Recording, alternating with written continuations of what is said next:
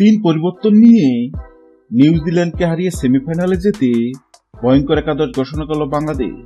কপাল পড়ল যার। বাংলাদেশ ক্রিকেট দল বর্তমানে পাকিস্তানের রাওয়ালপিন্ডিতে অবস্থান করছে। তবে মাঠের খেলা নামার আগেই বড় ধরনের আলোচনা শুরু হয়ে গেছে। নিউজিল্যান্ডের বিপক্ষে আসন্ন ম্যাচের আগে একাদশে ব্যাপক পরিবর্তনের সম্ভাবনা তৈরি হয়েছে। বিশেষ করে অভিজ্ঞ দুই তারকা মুশফিকুর রহিম ও মুস্তাফিজুর রহমান একাদশে থাকছেন না বলে মনে হচ্ছে। এদিকে মাহমুদুল্লাহ, যিনি স্কোয়াডে থাকলেও আগের ম্যাচে একাদশে জায়গা পাননি। এদিকে মুস্তাফিজুর রহমানের সাম্প্রতিক পারফরমেন্স ছিল হতাশাজনক, যা তাকে বেঞ্চে বসিয়ে দেওয়ার অন্যতম কারণ হতে পারে। মাঝের সারির ব্যাটিং শক্তিশালী করতে অভিজ্ঞ মাহমুদুল্লাহ রিয়াদ একাদশে ফেরার প্রস্তুতি নিচ্ছেন। তার জায়গায় নিশ্চিত করতে সৌম্য সরকারকে একাদশের বাইরে রাখা হতে পারে। ফলে ওপেনিং কন্ডিশনেও পরিবর্তন আসছে।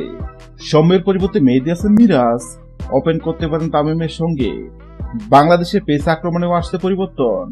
নাহিদ রানা একাদশে অন্তর্ভুক্ত হতে চলছেন, যা মুস্তাফিজের জায়গা হারানোর সম্ভাবনাকে আরো বাড়িয়ে তুলছে।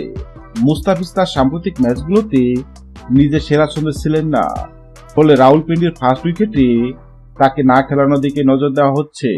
গত ম্যাচে তাসকিন আহমেদ ভালো বল করলেও বাকিদের পারফরমেন্স ছিল মিশ্র।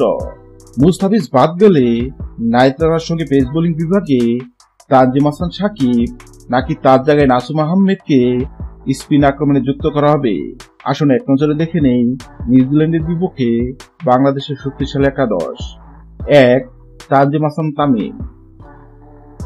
২. মেহেদী হাসান মিরাজ। ৩. নাজমুল হোসেন শান্ত। ৪. মাহমুদুল্লাহ রিয়াদ। ৫. তৌহিদ হৃদয়। ৬. জাকির আলী অনিক। ৭. রিশাদ হোসেন। ৮. নাসুম আহমেদ। ৯. তাসকিন আহমেদ। ১০. তানজিম হাসান সাকিব। ১১. নাহিদ রানা। বাংলাদেশ দলের সামনে চ্যালেঞ্জ কঠিন, কারণ নিউজিল্যান্ড এবার সিরিজে দুর্দান্ত ফর্মে আছে। পাকিস্তানকে টানা ৩ ম্যাচ হারানোর পর তারা আত্মবিশ্বাসের তুঙ্গে রয়েছে। তাই একাদশে পরিবর্তন আসলেও মূল চ্যালেঞ্জ হবে কিউদের বিপক্ষে ভালো পারফরমেন্স করা। নাহিদ রানা এবারও টেস্টের মতো আলো ছড়াতে পারে কিনা সেটাই দেখার বিষয়।